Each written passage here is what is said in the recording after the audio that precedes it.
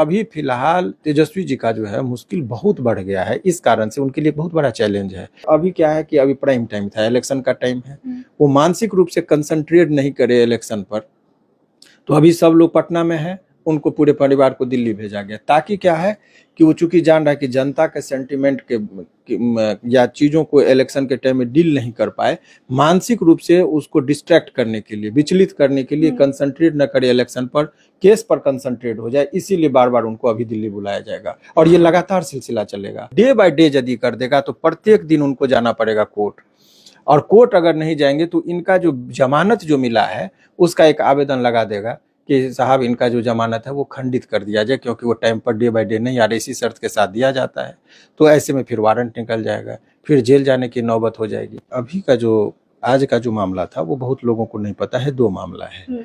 एक मामला है जिसमें सीबीआई जांच किया गया था। सीबीआई के द्वारा आरोप यह है कि जिस टाइम में 2004 से लेकर 9 तक के बीच में जब वो माननीय लालू प्रसाद यादव जी जब वो रेल मंत्री थे, तो उन पर आरोप था कि उन्होंने टेंडर क्या, मान लीजिए जो गेस्ट हाउस जो था रेलवे का, कोई माने गेस्ट आता है तो किस गेस्ट हाउस में रुकेगा, किस होटल में रुकेगा, तो 2 होटल का नाम, सुजाता होटल का नाम है, कि उनको उन्होंने दिया था कि इसी होटल में रुकेगा। इसके एवज में कहा जाता है कि उनको कुछ कमीशन मिला था, ऐसा आरोप है। तो 2004 से 9 की अवधि का। उसी दौरान दूसरा केस जो है, जो आज लिस्टेड था, वो केस ये है कि इनके ऊपर आरोप ये है उस केस के मुताबिक कि नौकरी के बदले उन्होंने जमीन लोगों से रजिस्ट्री करवाया था। ये दिस इज द एलिगेशन। अभी ये मामला का राजनीतिक, ये तो आरोप हो गए, इल्जाम हो गए। बीजेपी या जो सरकार के अधीन एजेंसियां होती है जैसे ईडी और सीबीआई पर सुप्रीम कोर्ट ने भी कई बार कड़े और तीखे टिप्पणी किए हैं कि ये सरकार का तोता है, ये है, यानी कि सरकार जैसा कहती है वैसा करता है।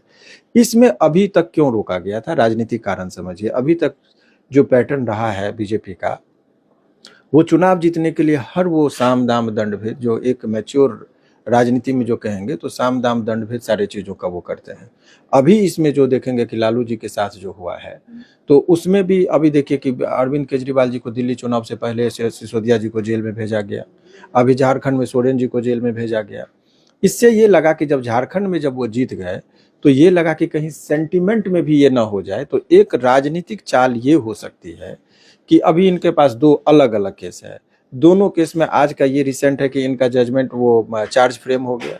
चार्ज फ्रेम का मतलब क्या है वो समझिए कि आज से वो ट्रायल खुल गया, अब गवाही होगी। अब गवाही का मतलब क्या है वो समझिए कि आज दूध का दूध और पानी का पानी हो जाना है। अब जैसे लालू जी से पूछा गया कि आपके ऊपर जो आरोप लगाया गया है कि आपने टेंडर मैनेज किया था होटल में के नाम, किसी विशेष व्यक्ति से आपने कमीशन लिया, इस आरोप को आप मानते, स्वीकार करते? लालू जी ने कहा कि नहीं, गलत बात है, जितने आरोप लगाए गए हैं मेरे ऊपर वो बेबुनियाद है, मनगढ़ंत है और झूठे तरीके से हमको परेशान करने के लिए मुकदमा किया गया है। इनको है ताकत तो बोलिए कि कोर्ट में साबित कर दे, सबूत क्या है? तो जैसे ही ये बात कर देता है सबूत, तो ये गवाही जो ईडी और सीबीआई जो है, तो वो अपने तरफ से गवाहों का लिस्ट देंगे और जो डॉक्यूमेंट्स इनके खिलाफ मिला है वो कोर्ट में प्रस्तुत। तो ये चार्ज फ्रेम जो हुआ है, इसके बाद समझिए कि अब वो ट्रायल का दरवाजा खुल गया। अब इनको ट्रायल का मतलब दोनों गवाही दिया जाएगा। अब जो इधर के वकील साहब जो हैं वो पूछेंगे कि भाई इनके ऊपर जो आरोप लगा रहे हैं वो गलत है, किस आधार पर आप कह रहे हैं कि जमीन के बदले में उन्होंने पैसा लिया, किस व्यक्ति से जमीन के बदले पैसा लिया, किस रूप में लिया, साबित करना होता है। तो इस स्टेज में है ये सब का एक जो राजनीतिक तौर पर जो इनका उद्देश्य केवल ये नहीं कि उसको सजा हो जाए, तेजस्वी को या लालू जी को सजा हो जाए, ये मैटर नहीं करता है। मैटर अभी समय का है। आखिर इतने दिनों तक संयोजित तरीके के, अभी क्या है कि अभी प्राइम टाइम था, इलेक्शन का टाइम है, वो मानसिक रूप से कंसंट्रेट नहीं करे इलेक्शन पर, तो अभी सब लोग पटना में है, उनको पूरे परिवार को दिल्ली भेजा गया, ताकि क्या है कि वो चूंकि जान रहा है कि जनता के सेंटिमेंट या चीज़ों को इलेक्शन के टाइम में डील नहीं कर पाए, मानसिक रूप से उसको डिस्ट्रैक्ट करने के लिए, विचलित करने के लिए, कंसंट्रेट न करे इलेक्शन पर, केस पर कंसंट्रेट हो जाए, इसीलिए बार बार उनको अभी दिल्ली बुलाया जाएगा और ये लगातार सिलसिला चलेगा। और क्यों चलेगा कि 2 केस है, एक उसी में से एक ईडी को दिया है, दूसरा सीबीआई को दिया है। एक डेट आज रहेगा ईडी वाले केस में, कल रहेगा सीबीआई वाले केस में, फिर रहेगा ईडी में, और डे बाय डे यदि कर देगा तो प्रत्येक दिन उनको जाना पड़ेगा कोर्ट, और कोर्ट अगर नहीं जाएंगे तो इनका जो जमानत जो मिला है उसका एक आवेदन लगा देगा कि साहब इनका जो जमानत है वो खंडित कर दिया जाए, क्योंकि वो time per day by day नहीं आ रहा, इसी शर्त के साथ दिया जाता है। तो ऐसे में फिर वारंट निकल जाएगा, फिर जेल जाने की नौबत हो जाएगी। तो ये जो तमाम तरह का, तो अभी फिलहाल ये जो तेजस्वी जी का जो है मुश्किल बहुत बढ़ गया है, इस कारण से उनके लिए बहुत बड़ा चैलेंज है। ये चक्रव्यूह की रचना की जा चुकी है। इस चक्रव्यूह की का यदि वो काट के बाहर निकल जाएंगे तो समझिए राजनीतिक तौर पर वो सफल हो पाएंगे। अभी ये है कि ठीक है, जनता चाह रही है कि भाई तेजस्वी को वोट देना है, नहीं, जब अपनी बात ही जनता के बीच नहीं रख पाएंगे, क्योंकि वो अभी तो केस में उलझ गए, और इसीलिए इसको रखा गया था और प्राइम टाइम पर उसको खोला गया है। ऐसा भी ना कि इनको जेल भेज दिया जाए, कस्टडी कर दिया जाए, ज्यादा चांस ये है कि उनको डे बाय डे करके वहां उलझाया जाएगा। और ऐसे परिस्थिति में अब राजश्री पर भी कहीं ये ना हो कि उनके ऊपर बागडोर हो जाए, वो आंचल फैलाकर कहीं वोट न मांगने जाए, ऐसी भी नौबत ना आ जाए। वो जो विपक्ष के जो लोग होते हैं या जो सत्ताधारी होते हैं, उनका ये है कि ये इलेक्शन पे कंसंट्रेट नहीं करे। तो पहला वो बहुत ही वो उस चीज को भांपते हैं एक स्टेप दे के। जैसे आपको याद होगा कि मोदी जी का कार्यशैली बहुत अच्छा है, एक बार एक्सपेरिमेंट करते हैं, उस पर प्रतिक्रिया लेने के बाद आगे की रणनीति बनाते हैं। आपको याद होगा जब कोरोना टाइम में जो लॉकडाउन हुआ था तो एक दिन का कर्फ्यू लाए थे, जनता कर्फ्यू नाम दिया था। वो जब सफल हो गया तो उनको लगा कि नहीं, जनता हमारे साथ है, तो फिर कंटिन्यू कर्फ्यू में दे दिया। तो अभी इनको आज के डेट में बुलाया गया, दिल्ली में है, अभी जनता में देखा कि कोई हलचल नहीं है, उनके समर्थकों में कुछ नहीं है, तो फिर आगे का रणनीति बनाएंगे। देखेंगे सेंटीमेंट बहुत ज़्यादा नहीं भड़क रहा है, इनको जेल में डाला जा सकता है, तो कोई तिक्रम करके जेल भी डाला जा सकता है। तो ये परिस्थितियां उत्पन्न होती है, क्योंकि सरकार के अधीन ही वो सारा चीज़ होता है और सुप्रीम कोर्ट का भी कोटेशन है। तो ये एग्जैक्ट और एक्चुअल बात जो लग रही है देखने से, अभी यही ऐसा प्रतीत हो रहा है। किस आईपीएस मुकदमा दर्ज हुआ है, किस धारा के तहत? देखिए, धारा 420 है और उसके साथ 120 भी कंस्पिरेसी का होता है। हालांकि 2004 से लेकर 9 के बीच में तेजस्वी जी का एज भी वो माइनर थे, उनका बहुत ज़्यादा ये नहीं ये था। परंतु जो परिस्थितियां अभी जो उत्पन्न हुई है, तो वो एक दिखाएगा। ईडी केस क्या है वो समझिए, आप लोगों को बता रहे हैं। ईडी कहता है कि जो काम आप डायरेक्ट नहीं कर रहे हैं ना, वो डायरेक्ट, जैसे हमारे ऊपर, हम जब अभी 5 करोड़ का संपत्ति हमको चाहिए, तो हम कहाँ से दिखाएंगे मेरे पास इनकम है कि 5 करोड़ का संपत्ति हम खरीद नहीं सकते हैं।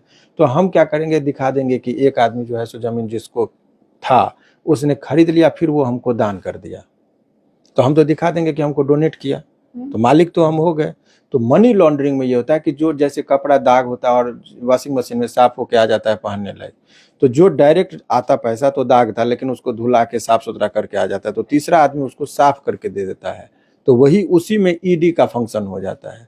तो ये जो जमीन डायरेक्ट वो नहीं खरीद सकते थे, उस जमीन को उन्होंने दिखाया है कि भाई थ्रू द ये अदर मीन्स से उनके पास आया। तो यही केस कमोबेशी ईडी का भी फंक्शन है। अभी फिलहाल ये है कि ये तेजस्वी जी को एक बहुत बड़ा चक्रव्यूह में अभी रचा गया है। इस चक्रव्यूह को काटना, वो महाभारत में जिस तरीके से चक्रव्यूह का रचना हुआ था, इससे बड़ा चक्रव्यूह है, क्योंकि उसमें डायरेक्ट वो अपने ऊपर इल्जाम भी नहीं लेंगे, कोर्ट के ऊपर कंधा पर बंदूक रख के इनको सजा दिलाया जा सकता है। एक बात, दूसरी और अहम बात कि अगर एक और कानून है कि अगर किसी व्यक्ति को 2 वर्ष या 2 वर्ष से अधिक का सजा हो जाएगा तो वो चुनाव और उसकी सदस्यता रद्द हो जाएगी। अगर मान लीजिए कदाचित कि एक और स्टेप है, अभी इस केस को चलाएगा और देखेगा कि भाई तेजस्वी जो है सो मुख्यमंत्री बन गए, तो अब क्या करेंगे, कोर्ट में इस केस को सजा का जिस हिसाब से ये लोग का साजिश है, सजा हो गया तो फिर इनको इस्तीफा देना पड़ेगा, इनकी सदस्यता रद्द हो जाएगी, तो फिर लगेगा कि हम तो भाई कुछ नहीं किए, तो ये हो गया। तो जो काम, देखिए लालू जी को भी क्या था कि जनता से कभी वो चुनाव थोड़ी हारते, हमेशा वो अपना कुछ ना कुछ अपना जनता में था, लेकिन कोर्ट से ही रोक लग गया कि आप चुनाव नहीं लड़ सकते हैं, क्योंकि 2 वर्ष से अधिक का सजा का प्रावधान था। तो जो काम डायरेक्ट नहीं हो सकता है वो इनडायरेक्ट भी हो रहा है, और ऐसे परिस्थिति में जो है तेजस्वी के लिए मुश्किल, बहुत बड़ा मुश्किल का दौर है। भले ही जनता के बीच में उनकी चर्चा हो, अपने लोगों को जिताने के लिए भी उनको मशक्कत करना पड़ेगा। अभी बिहार में जितने भी उनके जो फाइनेंसर थे, जैसे सुभाष यादव जी थे, गुलाब यादव जी थे, और भी बहुत सारे लोग जो थे, जो आरजेडी की तरफ जिनका झुकाव था, सब लोगों के ऊपर ईडी और सीबीआई का छापा हुआ है। तो लोग उनको फाइनेंशियली भी वीक किया। तो स्ट्रेटेजिकली जितना भी काम हो रहा है, बहुत सोची समझी और रणनीति के तहत कार्य हो रहा है, मगर तेजस्वी जी की तरफ से कोई खास ठोस रणनीति नहीं है कि इससे कैसे, ये प्रायोजित कार्यक्रम था, उनको भी पता था कि हमारे साथ ये होना है, लेकिन इसको काटने, दूरदृष्टा जैसे आपकी बादल लगा हो, तो बुद्धिमान व्यक्ति छाता लेके घर से चलता है कि अगर बारिश होगा तो हम बच जाएंगे। अगर छाता लेके नहीं गए तो लोग कहता है कि बेवकूफ हो गए, बरसात लगा में बादल लगा था, तुम छाता लेके क्यों नहीं निकले। तो ये जो बादल था इनके ऊपर, ये कहीं ना कहीं मुझे लगता है कि इसको यदि वो प्रिकॉशन नहीं लिए होंगे, पहले ये माइंड सेट करके तैयारी के लिए नहीं गए होंगे, तो बहुत बड़ा मुश्किल का तो दौर इस अभी चक्रव्यूह को काटने के लिए कोई उपाय सर? चक्रव्यूह का काटने का उपाय जो है, उनके जो बहुत ठोस लोग, अगल बगल के लोग जो हैं, जो उनके इर्द गिर्द हैं, वो लोग जो रणनीति बनाएंगे, उनके तहत जो जिनसे सलाह लेंगे वही लोग बताएंगे। अभी फिलहाल मुझे लग रहा है कि ये थोड़ा मुश्किल भरा दौर जरूर है। अमित शाह बिहार आए थे, बोले थे कि अगली बार सोचना पड़ेगा तहसील को चुनाव लड़ने। ऐसे विपक्ष का कहना है कि उन पर आरोप लगाया जा रहे थे अमित शाह पे कि वो धमकाने की बात कर रहे थे। देखिए, सरकार ये पैटर्न है। अभी अरविंद केजरीवाल भी जेल गए, मनीष सिसोदिया भी जेल गए, सोरेन साहब भी गए। जहाँ जहाँ इलेक्शन बंगाल में होगा तो फिर ममता बनर्जी को भी डाला जाएगा कोई ना कोई चीज करके। तो ये राजनीति में जिसकी लाठी उसकी भैंस चलती है। तो ये शुरुआत से दौर है, लेकिन अभी इतना ही समझिए कि अभी फिलहाल मुश्किल भरा दौर है। बहुत बहुत धन्यवाद। बाकी इस पूरी बातचीत पर आपकी क्या राय कमेंट बॉक्स में जरूर बताइएगा। धन्यवाद।